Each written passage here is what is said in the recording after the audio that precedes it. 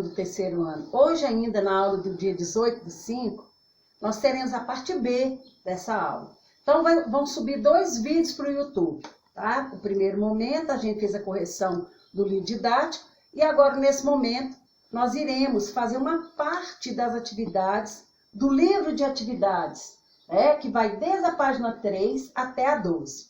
Nós vamos fazer um pouco aqui e o restante, ainda no dia 18, nós iremos lá para a reunião do Zoom, que eu vou estar marcando com vocês, para a gente poder, eu vou mandar o convite, tá? Para a gente poder acessar e finalizar esse capítulo, tá certo? Antes da gente ir aqui propriamente para as atividades, eu quero chamar a atenção para uma atividade que nós iremos fazer dia 25 de maio. Então, na semana que vem, na segunda-feira, vocês já estarão impostos com um trabalho que a escola elaborou, cada professor elaborou uma quantidade X de questões, e nós iremos trabalhar as atividades de geografia que eu mandei, para poder fazer parte desse trabalho. Nós iremos trabalhar pelo menos 5 questões desse trabalho, na próxima aula minha, tá? Do dia 25 de maio, tá ok? Bom, então vamos lá na página 3, do caderno de atividades, ok? Então lá na página 3, eu tenho lá um fluxograma e dele está saindo as palavras geradoras. É como se fosse a gente fazendo um mapa conceitual, porém através de um fluxograma, um gráfico, tá certo? Então tem lá a palavra principal, globalização. Dela vão sair mais 2 palavras que estão interligadas diretamente a ela. As grandes navegações e os estados na atualidade. Esses estados aí estão se referindo ao território, povo, governo, que seria o que nós chamamos aqui, popularmente, comumente, país, certo? Então vamos lá. Caracterizando globalização, o conceito de globalização. Querendo ou não, a globalização é uma fase do capitalismo, né, gente? Ou seja, onde o capital foi o papel importante dentro dessa ligação entre as várias regiões do planeta. Então, é uma fase do capitalismo marcado por processo de intensa expansão de atividades comerciais e financeiras. Lembra o que aconteceu lá nas grandes navegações? Os países do continente europeu, denominados metrópoles, tinham na África, na América Latina e mesmo na América do Norte, que Estados Unidos já foi colônia, do Reino Unido, as suas colônias. Claro que cada um foi tratado de uma maneira diferente. Enquanto Estados Unidos, a maior parte foi colônia de povoamento, melhorando a área para quem estava ali, aqui na América Latina, no Brasil principalmente, era uma colônia de exploração. Tudo que se retirava levava para a metrópole, Portugal, lá na Europa. Então, voltando novamente para nós completarmos aqui o conceito, E essas atividades comerciais e financeiras caracterizam a internacionalização da economia, ou seja, uma ligação, um intercâmbio de economias de vários países. Vamos dar um exemplo, chamando para a nossa realidade isso aqui, a globalização, hoje, dia 18/5 de 2020, século 21. A globalização, ela está ativa, porém, um aspecto que é o financeiro da globalização, ele está muito deficitário, em função do Covid-19. A economia não adianta, não tem esse país que a economia não está sofrendo um desfalque, por causa dessa pandemia. Agora vamos lá para as 2 palavras que saíram da globalização. Grandes navegações. Qual era o papel do Estado nas grandes navegações? Primeiro, o que eu acabei de falar, a extração de recursos naturais, desenvolvimento de lavouras voltadas para atender a metrópole. Agora, hoje, os estados na atualidade, qual é o papel do Estado hoje? Qual é o papel do governo, do povo, da sua autonomia, das suas leis. Qual que é? É o processo de integração global. Nenhum país é ilha, nenhum país vive sozinho. Ele tem que estar interligado para poder ter o comércio, vender, comprar, para fazer o dinheiro, né, girar naquele local. Então, a gente sabe que, ao contrário das grandes navegações, da época das grandes navegações, hoje os mercados estão mais ampliados. Não é só mercado de relação de colônia e metrópole.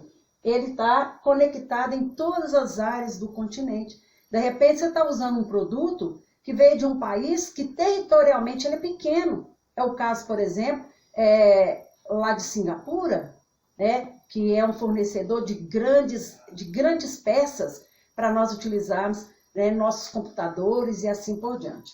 Bom, completamos essa aí. A 2, tem aí um trecho, e esse trecho aí vai falar para nós a respeito das bolsas de valores. Lembrando que bolsas de valores é um local físico onde eles vão negociar ações, onde eles vão negociar ações de empresas, né, de vários lugares do mundo.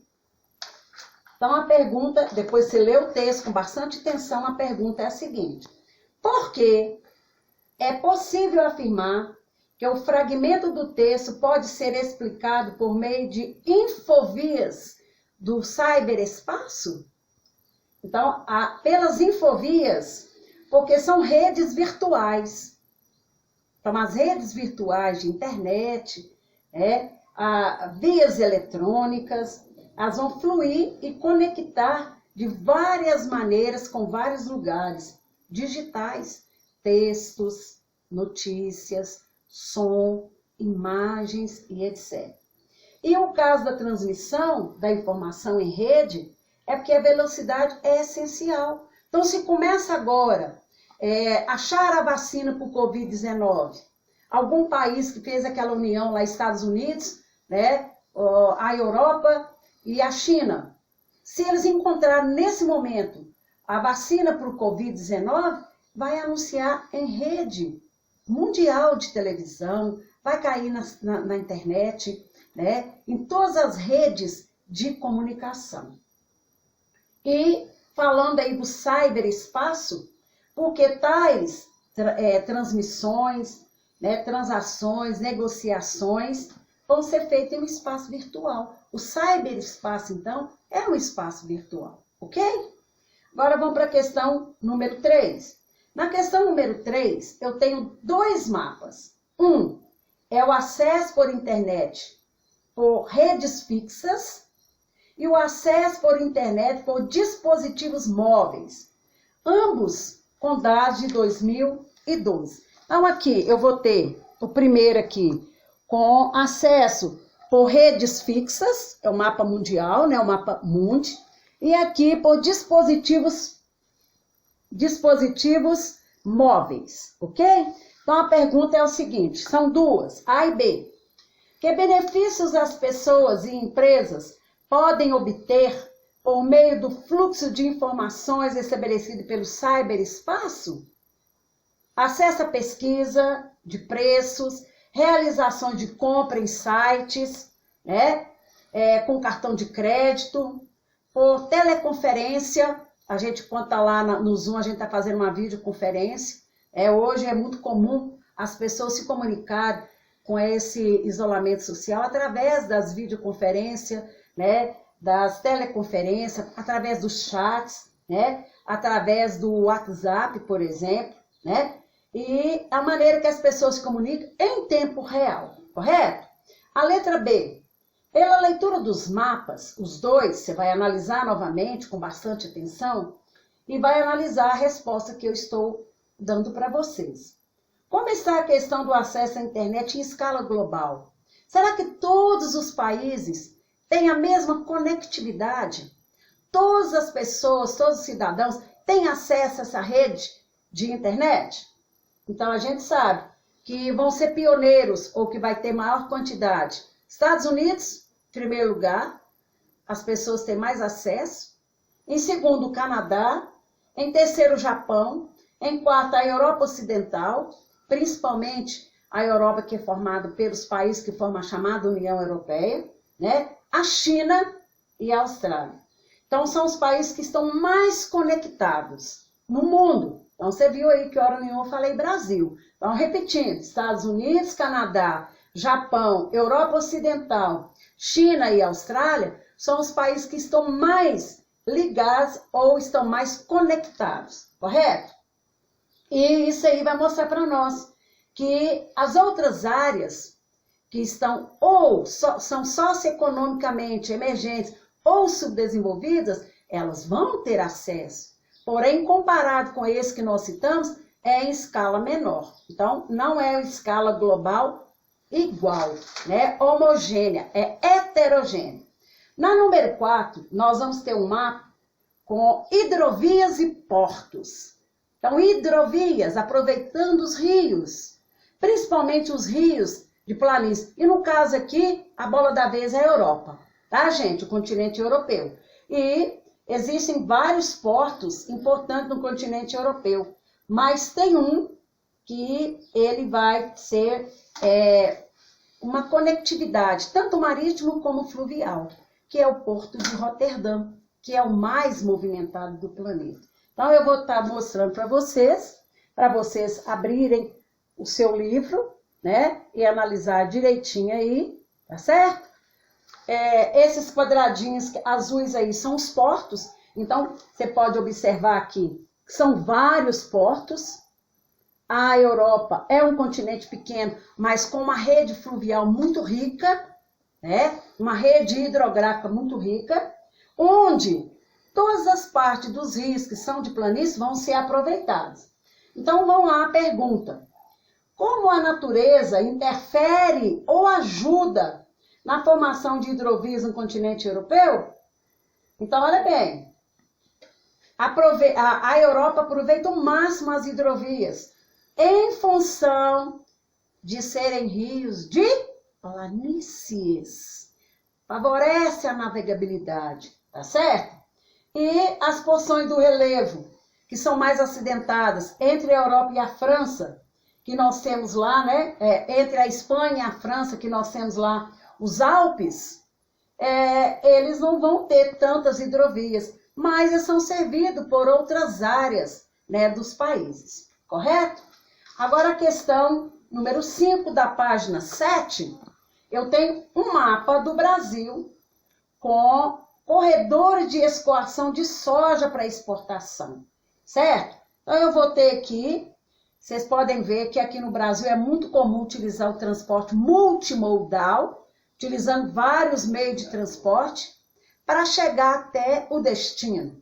Então, eu tenho aqui, conectado aqui, áreas que são de ferrovias, hidrovias, rodovias. Então, eu vou estar, né, mostrando para vocês o mapa do Brasil com a rede multimodal para transportar essa soja para exportação.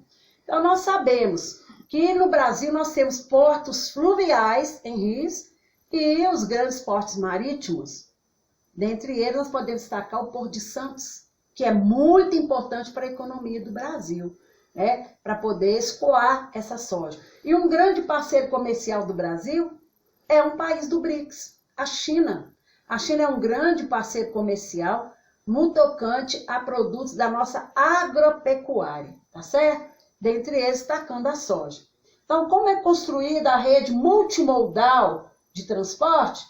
É construída em base de um planejamento de infraestrutura de escoamento, armazenamento da produção em hidrovias, ferrovias e ferrovias que são interligadas. Ou seja, uma parte do transporte é feito de ferrovias, depois eles chegam num local, essa carga vai passar para os caminhões, é feito através das rodovias e chega até o destino, que são os portos. Então, é intermodal, porque vai ter mais de um meio de transporte, correto? Letra B. Que fatores são associados à implantação de uma rede multimodal de um país? A primeira coisa, gente, características geográficas. Não adianta nada eu querer interligar uma ferrovia, uma hidrovia, uma rodovia até um porto, se a geografia não colaborar, tá certo?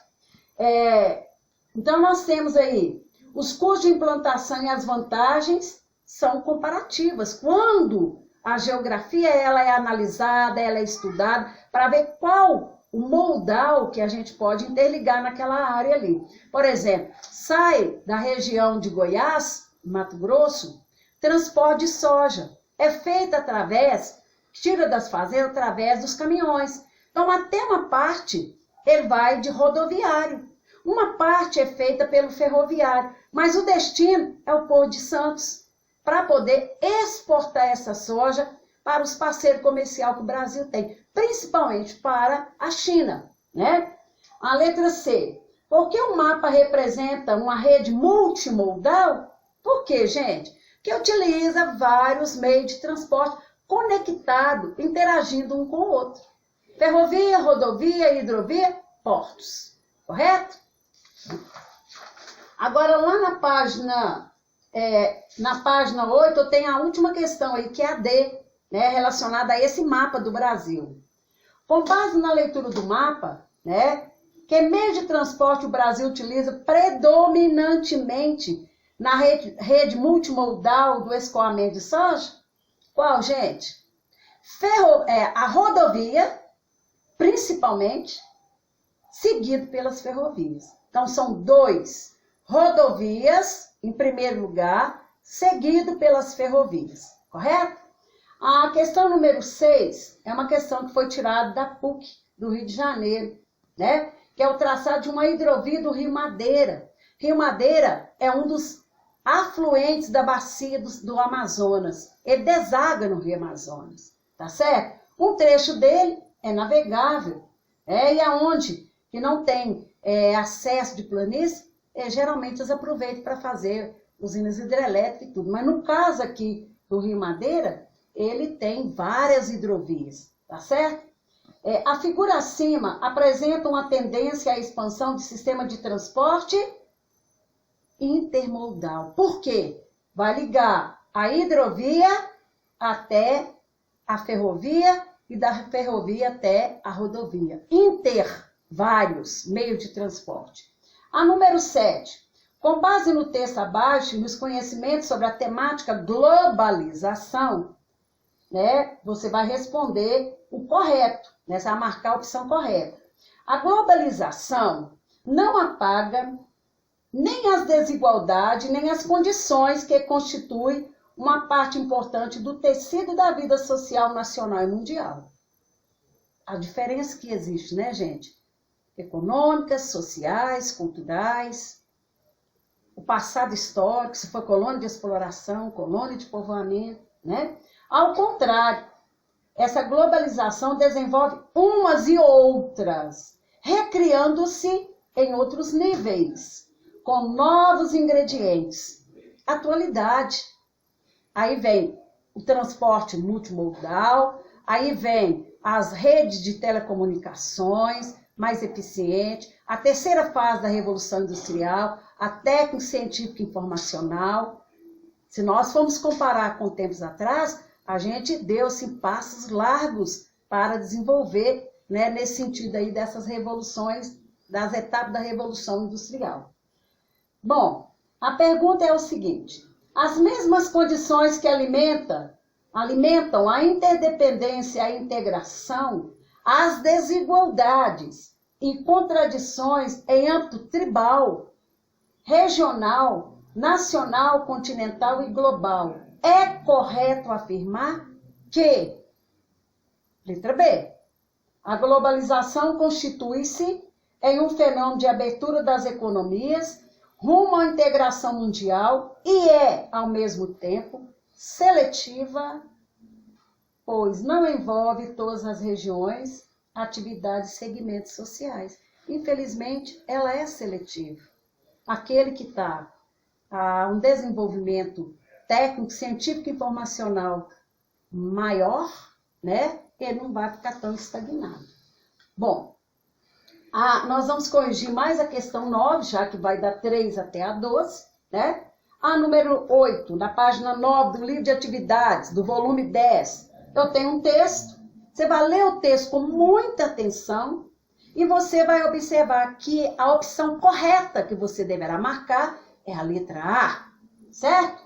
A mesma coisa, a número 9, tem um outro trecho de um texto. Você deverá ler, analisar o enunciado com muita atenção e quando você terminar de fazer, você vai analisar que a opção correta é a letra C, certo? Bom, gente, da questão 10, da página 10, 11 e 12, nós vamos para o segundo momento da nossa aula do dia 18, né, de hoje, dia 18, do 5 de 2020, através da nossa reunião do Zoom. Nós vamos finalizar a nossa aula e mais uma vez eu quero chamar a atenção. Dia 25, através da reunião do Zoom, nós iremos fazer algumas atividades de geografia no trabalho geral que a escola produziu, né, com os professores fornecendo as atividades, ok?